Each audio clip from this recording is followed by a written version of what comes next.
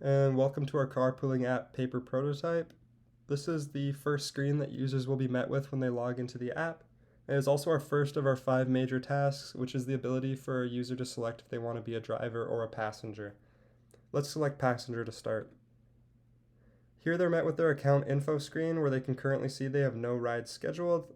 They also have the choice to book a ride, and that's our second major task. Let's book a ride. When we're booking a ride, we need to enter some information such as the number of passengers, pickup location, time and date, and drop-off location.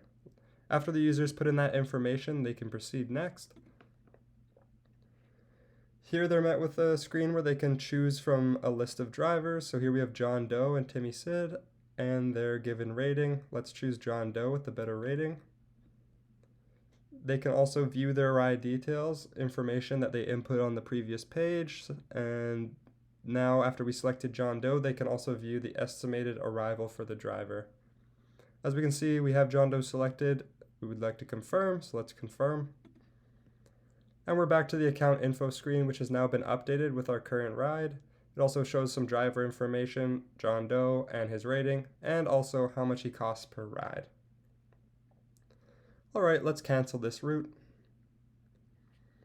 Our third major task is the ability for users to rebook from their previous ride history.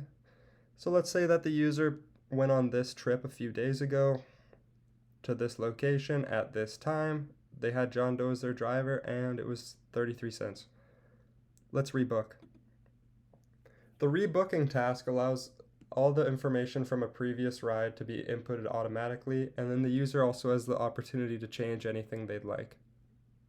Let's rebook with all this information automatically put in from the rebook. Once again, they can now choose from available drivers. We'll select John Doe again, and it shows all the information from before. Let's confirm. Perfect. Now the ride's been booked again, this time from the rebook task. Let's cancel that booking, and let's go back to the main screen. Now let's take a look at the driver. Drivers have the ability to schedule trips. As you can see on this account info page, no trips have been scheduled for the driver. Our fourth major task is the ability for drivers to book a trip. Let's book a trip for the driver. Here we can select our availability to drive, so the driver can select a date and time when they're available, and then filter. Here we filtered out all the trips that match our date and time, given by these blue arrows here. So let's select this trip. After it's selected, you can see the name of the passenger and how many other passengers will be driving with them, as well as some information about days and time. Let's add this trip. After the trip has been fully added and selected, you'll see that this arrow will turn green for some feedback, and we'll see that it's currently at 1 trip for this driver. Let's view our trips. On this page, the driver can see all of their selected trips, and you can see our trip 1 that we just selected on the map before.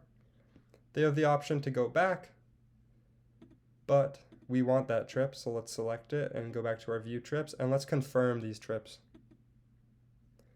Now on this page, you got our scheduled trips. It's been updated, and here's our trip that we just selected. They have the option to cancel all of their trips, or they can book a new trip. And for our fifth and final task, we have our financial summary, which just shows how much that driver is currently earning. This financial summary parallels in the passenger side with the ride history, which is our fifth major task, the ride history and the financial summary, separate from the booking option.